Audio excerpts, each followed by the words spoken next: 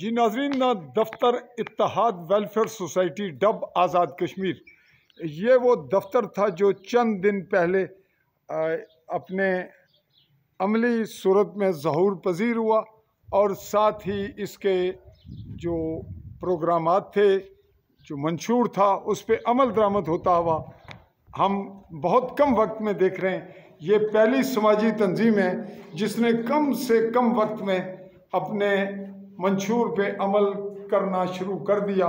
अब कवायद व ज़वाबित का वक्त आया चाहेगा जब इसके कवायद व ज़वाबित के मामले पे हम देखेंगे कि क्या जो कवायद व ज़वाबित हैं उसमें कहीं को खामी खराबी तो नहीं आई। बहुत कलील वक्त में जो ऐलानात हुए थे उनमें सबसे अहम काम इसके दफ्तरी जो अमूर हम आपको दिखा रहे हैं, उसके बाद उस जानिब बढ़ेंगे। तो आज के दफ्तरी सिलसिले में आपने ये तमाम मनाजिर देखे और ये इसके थे साहिब जी वकार तमाम मौज़ीन डब ने एक वेलफेयर सोसाइटी का क़याम अमल में लाया जिसका नाम इत्तेहाद वेलफेयर सोसाइटी डब रखा गया, जिसका मंशूर हस्ब ज़ैल है वेलफेयर सोसाइटी अल्लाह की रज़ा के लिए फलाही कामों में हिस्सा लेगी। यह था नंबर 1। नंबर 2, वेलफेयर सोसाइटी में तमाम बरादरियों के लोग शामिल होंगे।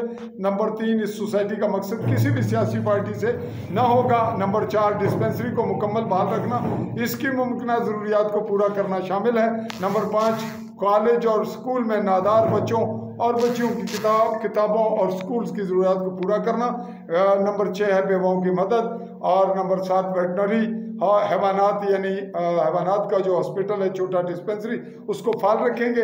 गरीब और यतीम बच्चों को 8वें नंबर में बच्चों की शादी के मामलात में माली मामनत। और नंबर 9, बैरून ममालिक कह लें या मुल्क लिखा ओवरसीज़ के साथ कोई वाक़या हो जाए तो सोसाइटी उनकी भी मदद करेगी और उनके बच्चों का भी ख्याल रखेगी।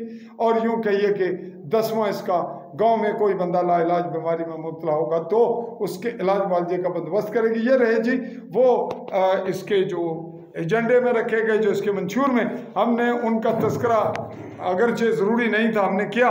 और अब हम इनसे दोस्तों से करेंगे मुसाफिया। अस्सलाम वालेकुम जी, माजरत जी, हम आप बैठे हुए थे, टच नहीं किया। शौकत साहब, आप क्या कहेंगे 2 लफ्ज़ों में समेटेंगे कि जो आपका ये दफ्तर और ये सोसाइटी बनी, इसमें इतनी जल्दी पेशरफ्त और कुछ कामों का उसके जानिब भी हम बढ़ रहे हैं, तो क्या कहेंगे अपने तासुरात में? बिस्मिल्लाहिर्रहमानिर्रहीम। मैं ये कहूँगा कि 14 तारीख को हमने इस 14 मई 2025 और आज हमारे पास तारीख है 25, यानी कुल बमुश्किल अभी 14 दिन भी नहीं हुए तो हमने दोबारा इस दफ्तर को बहाल कर दिया है। आज से दोबारा ये काम का आगाज कर दिया। पूरे अमली तौर पर एक चीज़ होती नजर आ रही। चौधरी साहब, आप इस मामले पे खुश हैं?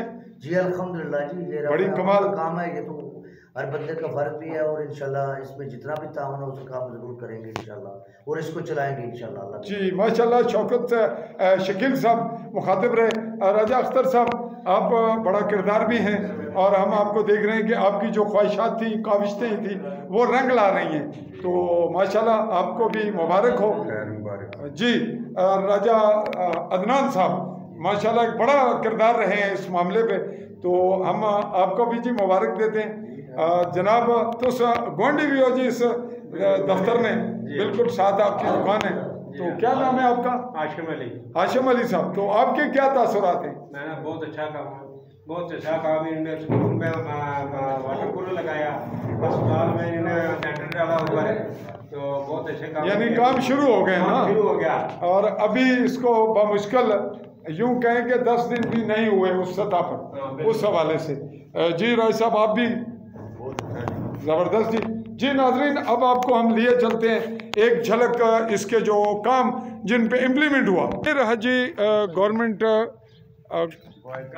बॉयज़ गर्ल्स कॉलेज, इसका गेट अंदर दाखिल होते हैं, कुछ एक इसी सोसाइटी की जानिब से कुछ काम हुआ, वो देखते हैं।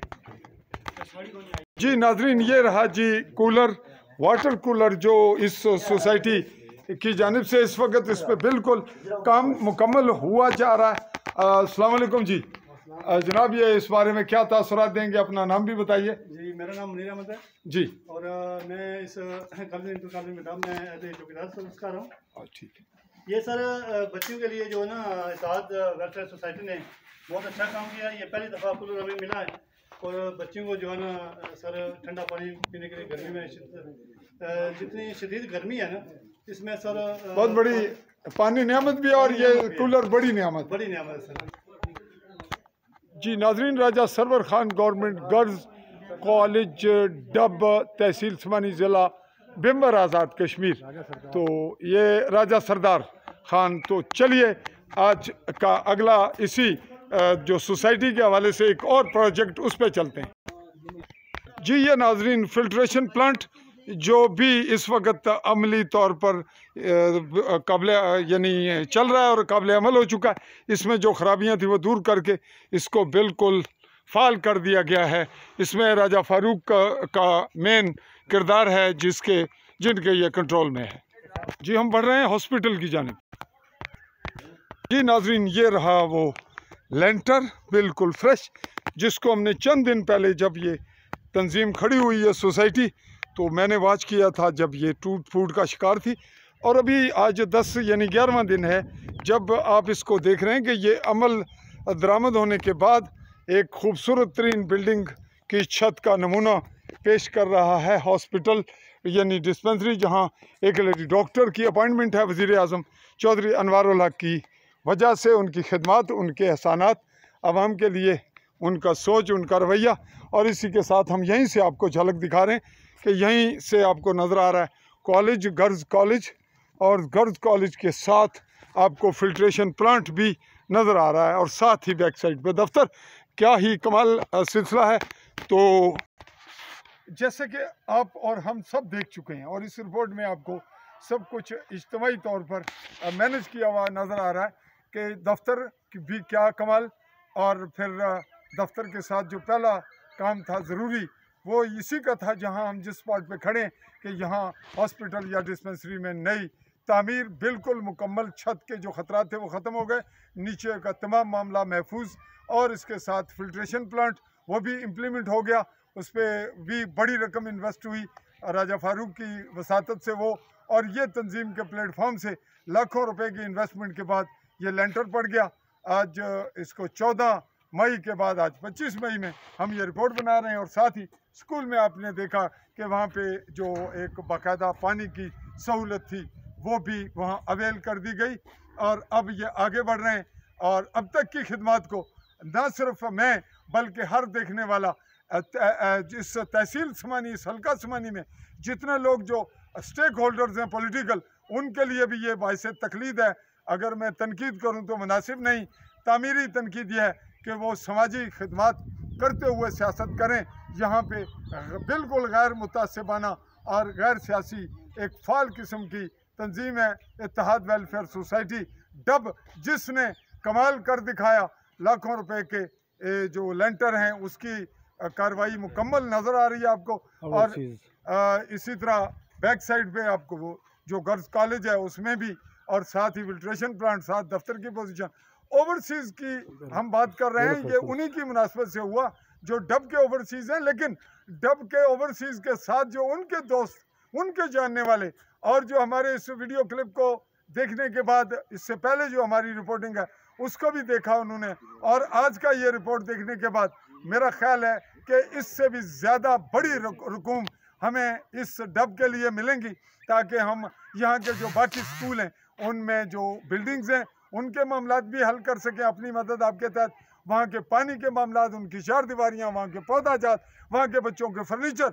और मेरी अपनी राय ये है कि वहाँ पे प्राइवेट स्कूल टीचर रख के तालीमी जो मामला है उसको भी बेहतर करेंगे। तो अगले मरले पे हम आगे बढ़ने के लिए आप साथियों को ये पैगाम देते हैं कि दीगर इलाकों में इस तंजीम के प्लेटफॉर्म से होने वाले कामों को काबिल तकलीद समझते हुए आगे बढ़ा जाएगा।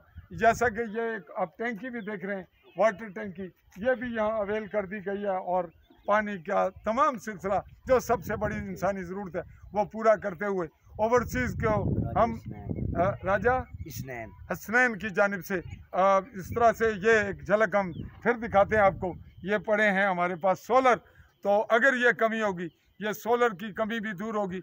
आपको ये बताते चलें कि इसको फिर रिपीट कर रहे हैं कि ये काबिल तकलीद है। तमाम हल्का आसमानी ज़िला भिम्बर और बाकी जो कश्मीर है जिसे आज़ाद कहते हैं, फिल वक्त ये आज इजाद भी है और अजाब भी है कुछ के लिए, लेकिन पेशरफ्त जारी है। वज़ीर आज़म चौधरी अनवारुल हक की जो खूबियाँ हैं, जो अच्छी खदमात हैं, उनको तो उनकी तारीफ़ न की जाए, सताइश न की जाए तो ये भी एक बहुत बड़ी ज़्यादती होगी उनकी खिदमात को। लेकिन हालिया डब के वाक़यात में हम ओवरसीज़ की खिदमात को सलूट पेश करते हैं। चाहूँगा मुमलिकत जम्मू कश्मीर के गरबी जम्मू के ज़िला भिंबर की तहसील समानी के इलाका डब, खूबसूरत इलाका डब से चौधरी फजल रहमान आली न्यूज़ के प्लेटफॉर्म से एक इजाज़त कहते हुए कुछ कहेंगे जी शकील साहब? जी कुछ कहें जी कुछ। जैसा कि नाज़रीन हमने वाइंड अप कर दी, तो यहाँ पे जो लेडी डॉक्टर थी उनको एमरजेंसी कॉल किया गया था। ये जो जंगी हालात हुए पाकिस्तान और इंडिया के माबैन कश्मीर इशू पर, तो वो चली गई थी हॉस्पिटल, हमारा जो तहसील हेडक्वार्टर है, उनको वापस से यहाँ भेजा जाना ज़रूरी है हालात के तकाज़ों के पेश नज़र। और साथ यहाँ एक दाई की पोस्ट है, दीगर जो अमले की कमी है वो भी दूर की जाए। इसी पे वाइंड अप करते हैं। अल्लाह हाफ़िज़।